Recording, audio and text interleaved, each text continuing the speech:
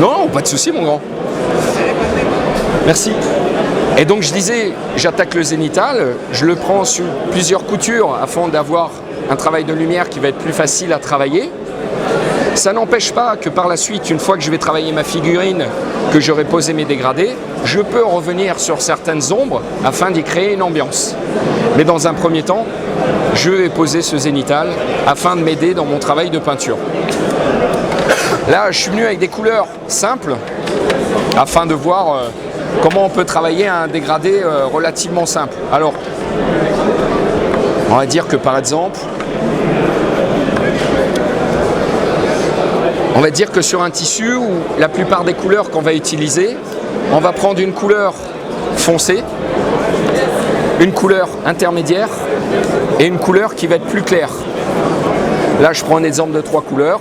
C'est pas forcément la même gamme de marron, mais je pourrais très bien prendre celui-là, me dire que ça va être mon foncé, et du coup, je le diluerai par exemple avec une couleur qui est comme ça, pour faire une couleur plus claire, qui serait mon intermédiaire, et une couleur encore plus claire, qui serait ma couleur encore plus claire.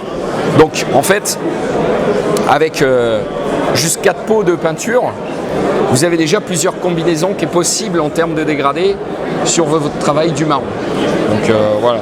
Bon alors, le but c'est surtout de s'amuser, de tenter des trucs. Alors, hop. Le travail du pinceau, c'est important. Enfin, le choix du pinceau. C'est toujours bien d'avoir un vieux pinceau dégueulasse qui va vous servir à faire tous vos mélanges dans la palette pour pas l'abîmer, quoi. Pour pas abîmer vos beaux pinceaux. Et les pinceaux, en général, avec 2 pinceaux, on va travailler un peu tout. Un qui va... Là, par exemple, j'ai du 84-02 et là du 84-04. Donc, en fait, un qui est un peu plus gros, qui va me permettre de travailler les plus grandes surfaces, et un peu plus fin qui va me permettre de rentrer dans les détails. Alors, je pourrais tout faire avec l'un ou l'autre, mais en fait, ça va être de l'économie de temps d'avoir un pinceau qui est adapté par rapport au travail qui est voulu. Voilà. Je pourrais faire tout avec le petit pinceau, mais ça va me prendre plus de temps. Et mine de rien, s'économiser ce genre d'étape sur la longueur d'un travail par exemple de 10 heures, c'est peut-être 1 heure d'économiser au final.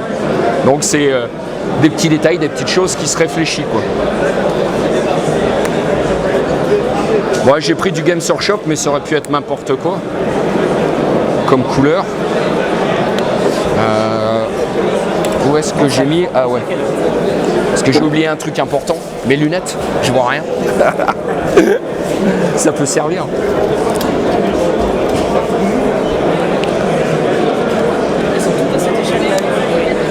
Ouais, les jeux. Alors, Mother Earth, il y en a parmi vous qui connaissaient cette licence ou pas?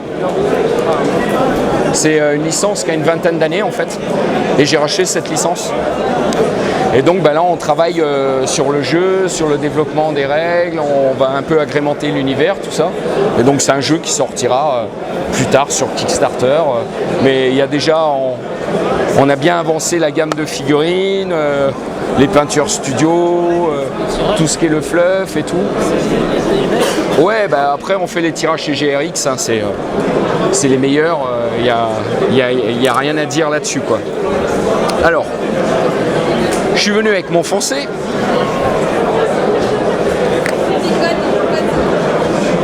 Je suis venu avec mon intermédiaire. En termes de dilution, je suis sur quelque chose qui est assez proche du lait. Voilà. Et je vais venir sur ma couleur la plus claire.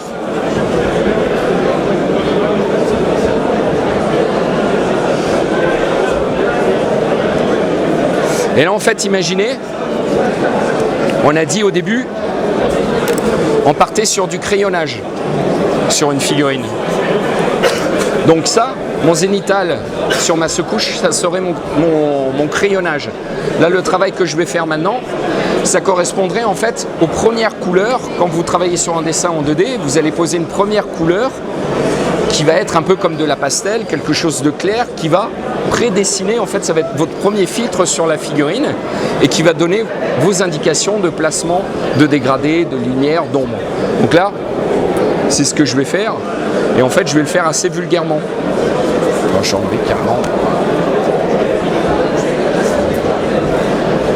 Donc je sais que par exemple là, ça va être des parties qui vont être intermédiaires, comme ça. Là, ça va être quelque chose qui est un peu plus foncé. Et je vais venir dans le frais. Je vais venir marquer dans le frais. Et là, mais carrément mes lumières, hop.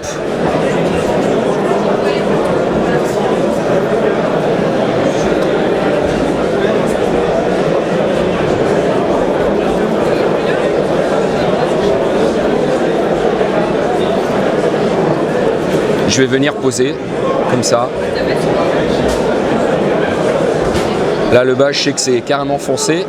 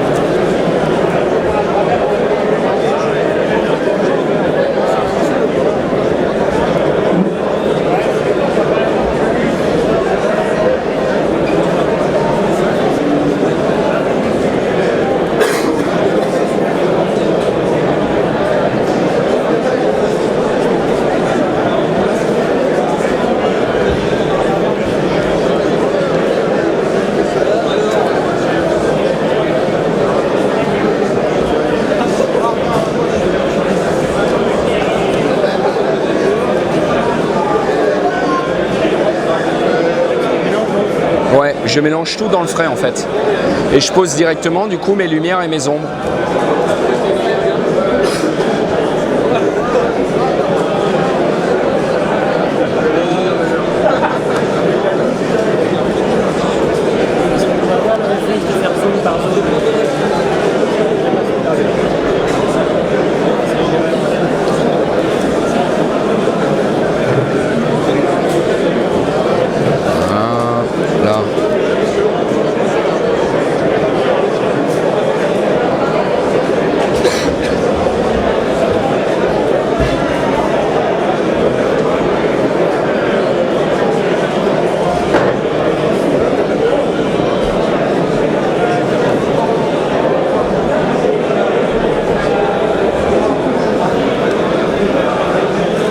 Et voilà, j'ai déjà un premier, on va mettre là un peu, voilà.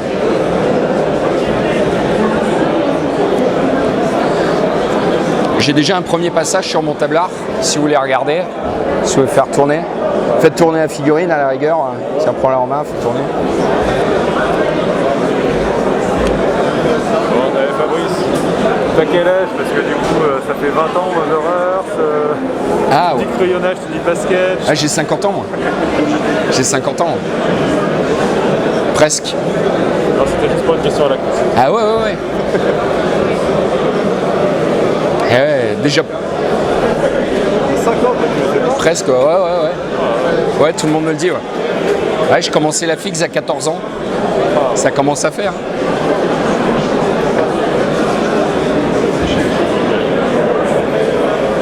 Ouais, du coup, ça vous permet de voir, déjà sur le premier passage, ce que ça donne, de voir votre pose de couleur.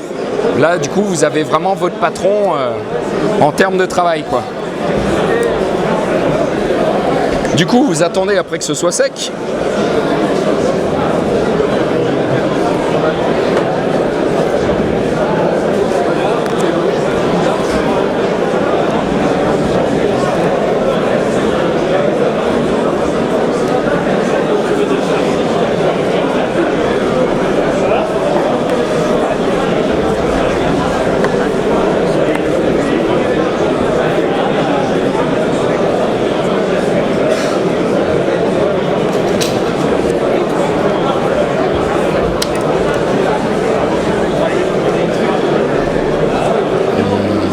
Et là maintenant vous allez commencer petit à petit à corriger un peu le travail, de rentrer un peu plus dans le détail de votre tissu.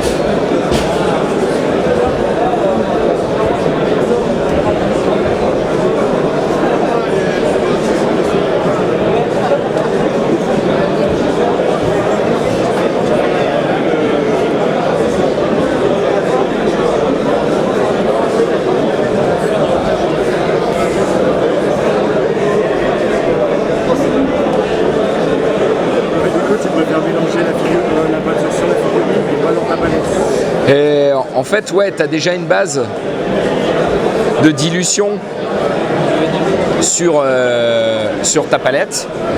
Et en fait, enfin là je fais ça sur des grandes surfaces. Si tu vas être sur des plus petites surfaces, tu n'auras pas forcément besoin de faire ça.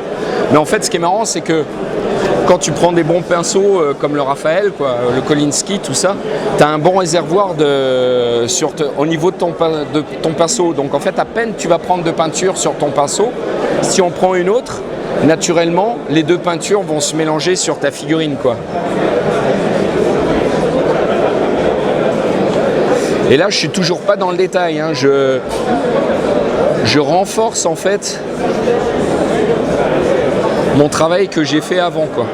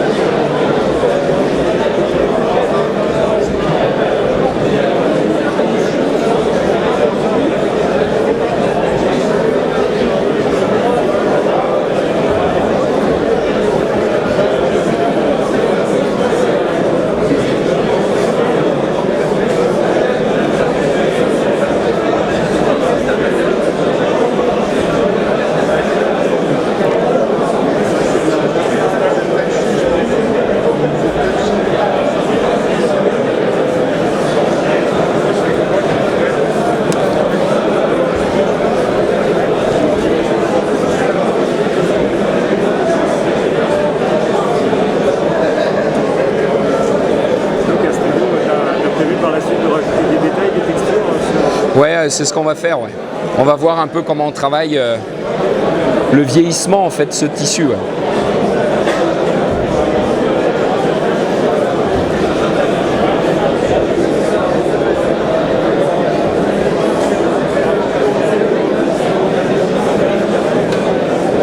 Là, à ce stade de la peinture, tu peux toujours changer de couleur, équilibrer. Ah ouais, tu t'amuses complètement. Tu peux partir dans plein de couleurs différentes. Tu peux faire plein de choses, quoi.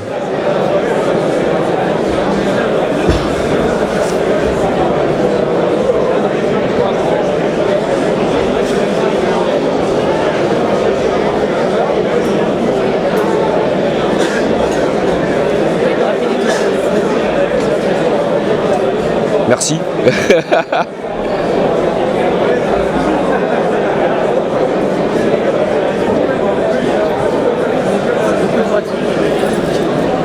Ah, bah, comme je disais, j'ai 48 ans, je commençais à 14 ans.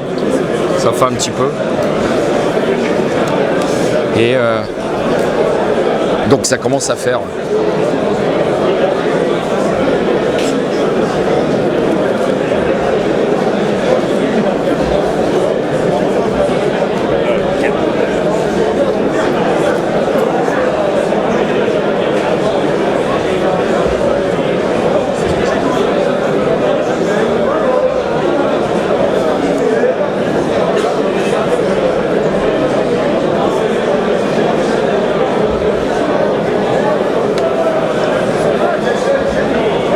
Voilà, déjà, regardez. Deuxième passage, déjà, on a vachement plus cliné la chose, quoi. Et on n'est que sur 2 passages, là.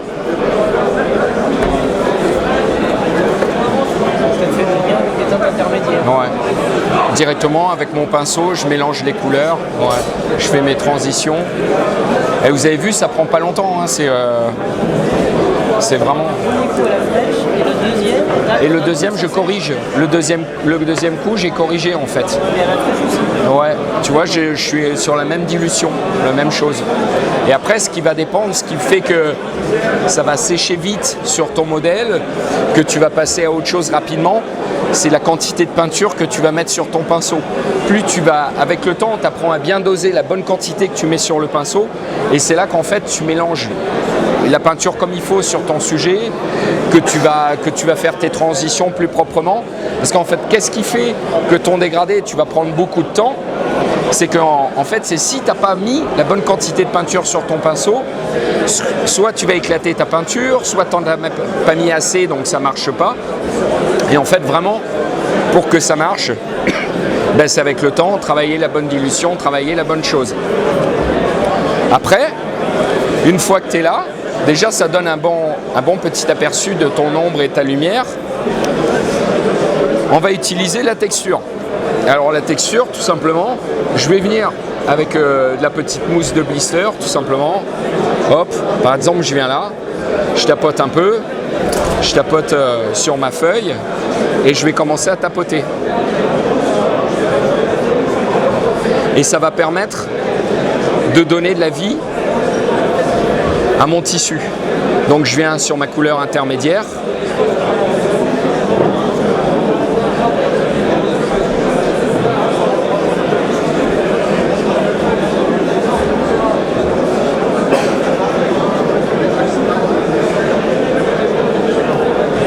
Je viens un peu avec ma couleur foncée. Est-ce que tu cherches des fois à réorienter la mousse ou à changer d'angle avec la mousse? Alors tu peux changer d'angle et en fait la petite combine aussi c'est que ce travail-là va vous permettre de tricher.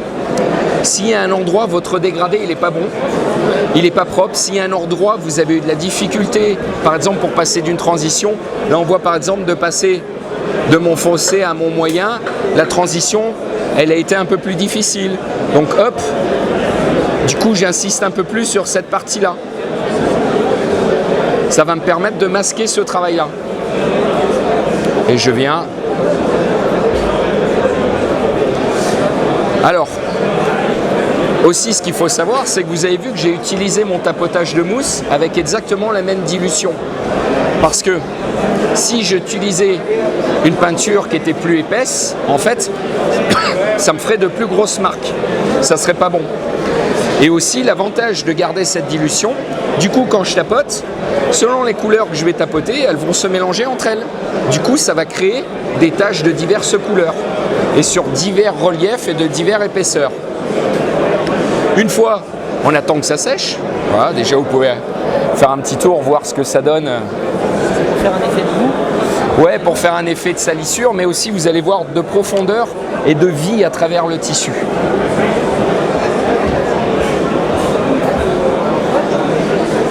À casser l'uniformité. C'est ça, ouais, carrément. Beaucoup de richesse. Vous allez l'utiliser sur des véhicules. Ah ouais, à fond, sur le véhicule, à fond. Sur un véhicule, tu pourrais même dégrader, ne faire que ton tapotage, tu vois.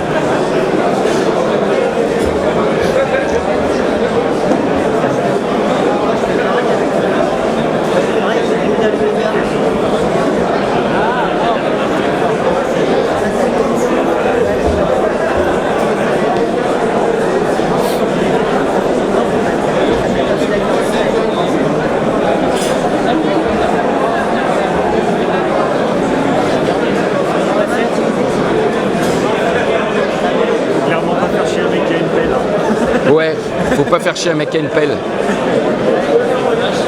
Ouais, c'est bien, là ça a fait le tour, du coup, merci. Du coup ça a séché, je vais pouvoir reprendre mon travail. Alors, je vais rediluer un peu plus.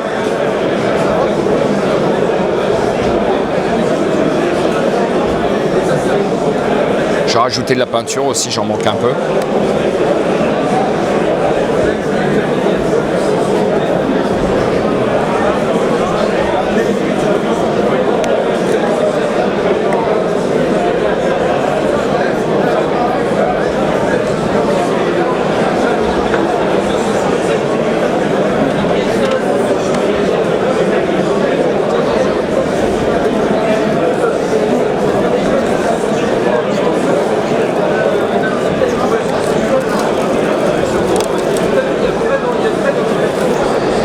Maintenant je suis un peu plus dilué, je vais poser des filtres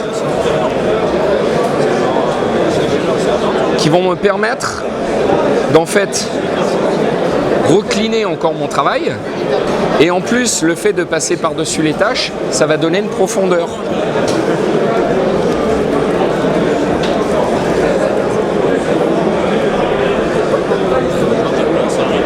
Donc là je mets encore moins de peinture sur mon pinceau, je charge moins.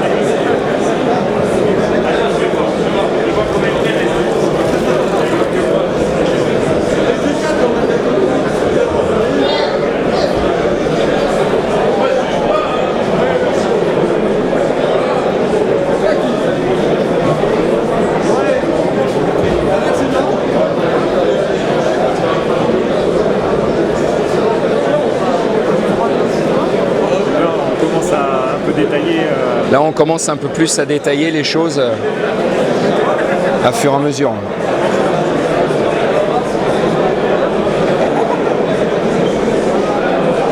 Tu commences à marquer les plis un peu, les petits plis. Ouais, je commence à marquer petit à petit, je marque mes plis, mes ombres. Ouais.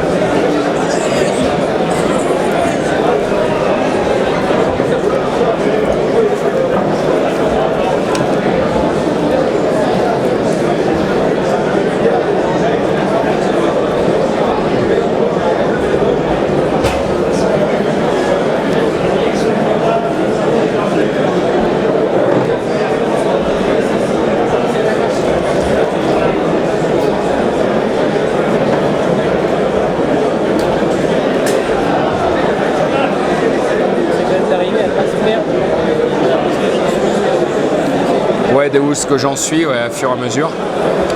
Après, je vais commencer. Je vais prendre un peu de noir parce que j'ai des ombres fortes. Comme ça, je vais les marquer un petit peu.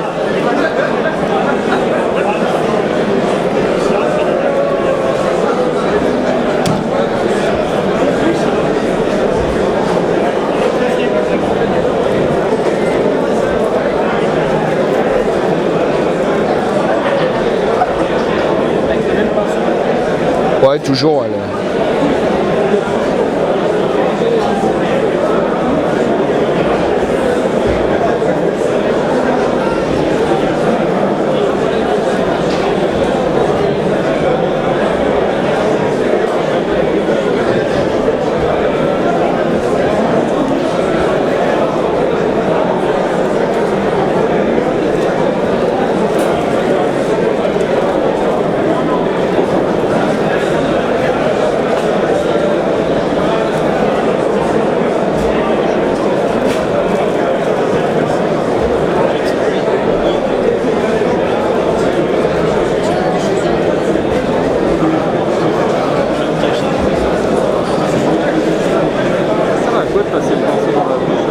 Ah, c'est pour refaire ma pointe. Quand je vais faire un détail vraiment accentué à un certain endroit, le fait de le passer dans ma bouche, ça va me refaire bien ma pointe comme il faut.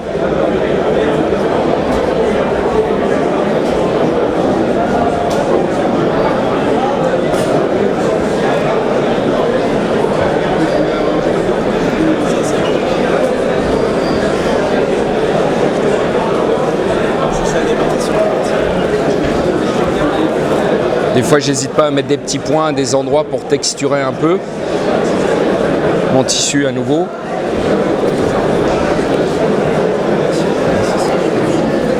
Faut que je dilue un peu plus. Là.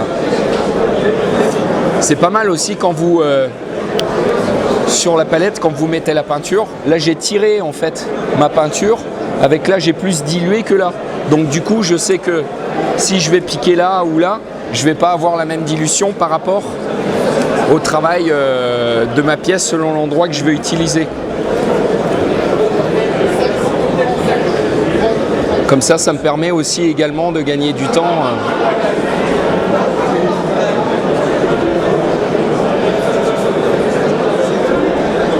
Et là, faut pas hésiter à mettre bien noir dans les ombres. Ouais, on n'est pas forcé, mais après c'est une question d'interprétation en fait. C'est chacun va se faire son kiff, ça dépend. Plus tu vas mettre du noir dans tes ombres, plus tu vas avoir quelque chose de graphique. Donc évidemment, ça va être moins réaliste, mais ça va te permettre d'avoir des délimitations beaucoup plus marquées, quoi.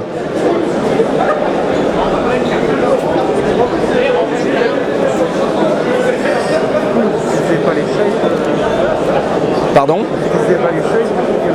J'ai pas entendu. Ah, tu peux, ça dépend du travail que tu veux faire. Là, c'est un exemple parmi des tonnes d'exemples qui sont possibles. Hein.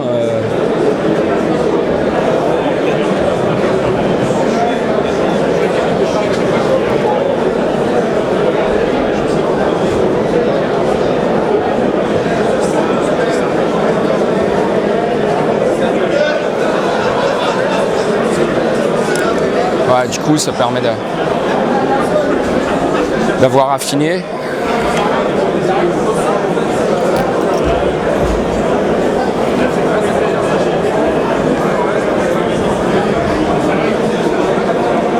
Et mine de rien, ouais, ça fait quoi? Ça fait 20 minutes que j'ai commencé, quoi, avec explication. Donc du coup, ça permet d'avoir un résultat, d'avoir un truc hyper rapide.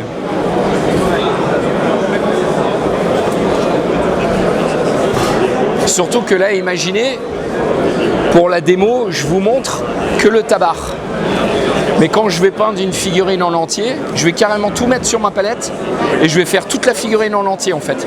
Et je vais monter mes valeurs, je vais monter mes couleurs, je vais monter mes dégradés, mes ombres en même temps sur toute la figurine.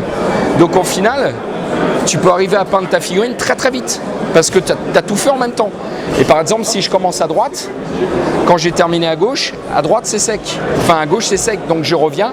Et du coup, tu tournes partout comme ça sur ta figurine et tu peux tomber ta figurine là en 2 heures avec cette technique. Tu vas en 2 heures, 2h30, tu vas la finir quoi.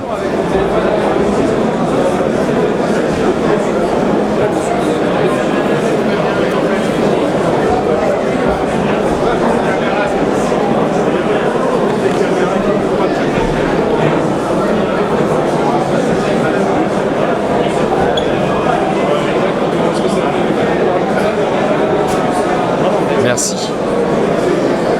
En fait, quand vous êtes là, après la question c'est est-ce qu'on continue à cleaner ou est-ce qu'on s'arrête là?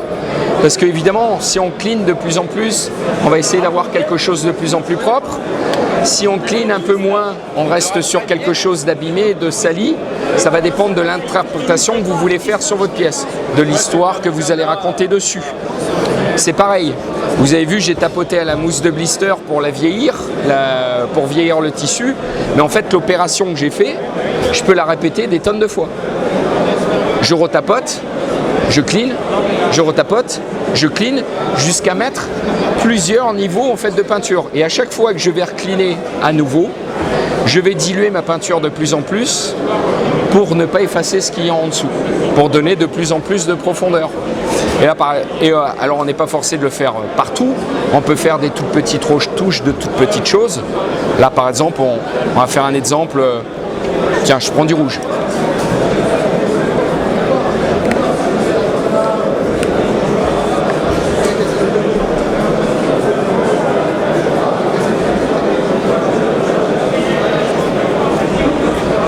Pour imaginer que sur ce tabar, il y a eu un peu de sang.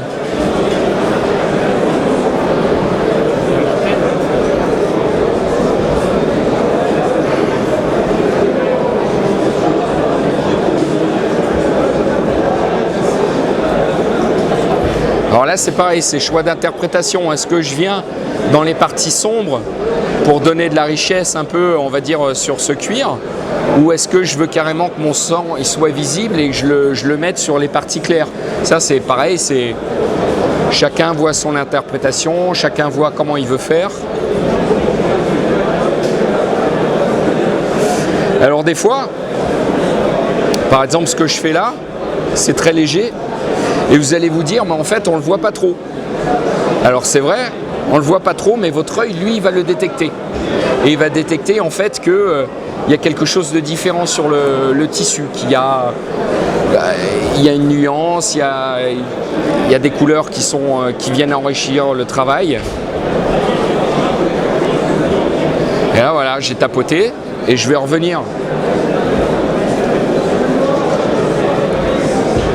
Avec mon marron.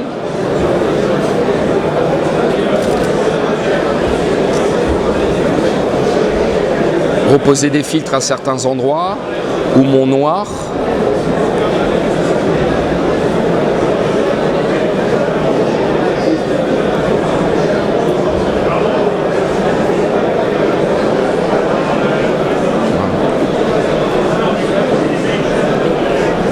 pourrais faire comme ça. Après, donc là, je pourrais arrêter comme ça. Je peux monter encore plus mes valeurs au niveau de mes lumières sur le tissu. Par exemple, on va dire, on va imaginer que la zone focale, bon, c'est même pas imaginer, c'est ça. Toujours sur une figurine, la zone focale, elle va être sur le visage. Donc c'est la première chose qui va attirer le regard sur une figurine.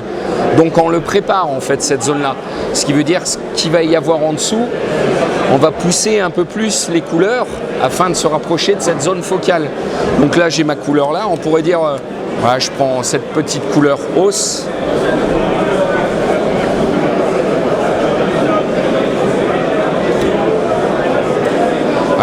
Vraiment, le but de cette démo, c'est de montrer un exercice, montrer ce qu'on peut faire, comment on modifie ce tissu.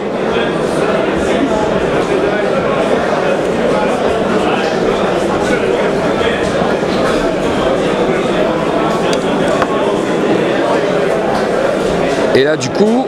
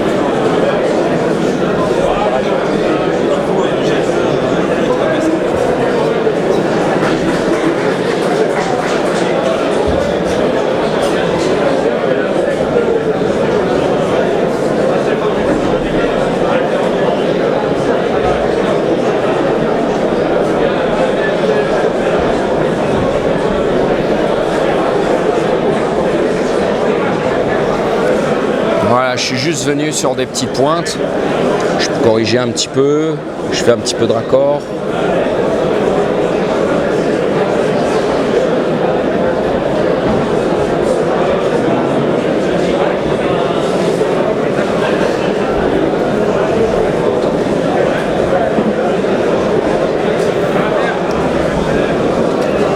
Voilà ce que ça va donner. C'est léger, hein, mais... La matière dure est de plus en plus présente. Ouais, voilà. Ouais.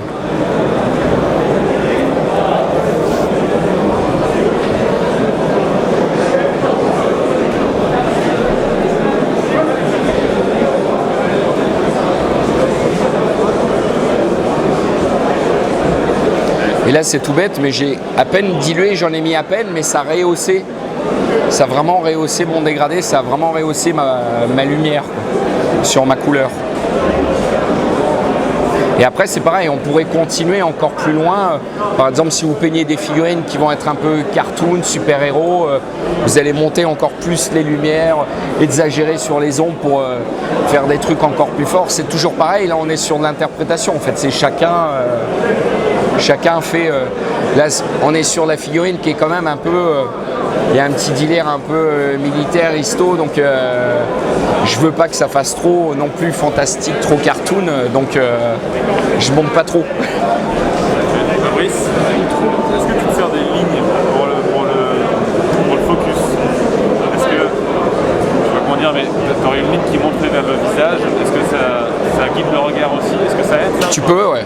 Tu peux aussi, ouais. De faire, si tu as une ligne qui monte vers le visage, une ligne comme ça, c'est à la même hauteur, mais est-ce que pour diriger, tu peux pas...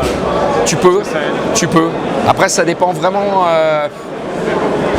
aussi par rapport à ce que tu vas faire à ton socle, tout ça, ou est-ce que tu vas créer... Comment tu veux créer ton ambiance, en fait, de ta pièce, quoi. Parce que souvent, comme on disait sur le zénithal, tu vas tricher. Tu fais pas un vrai zénithal réel, quoi. Tu vas le créer par rapport à ce que tu veux faire.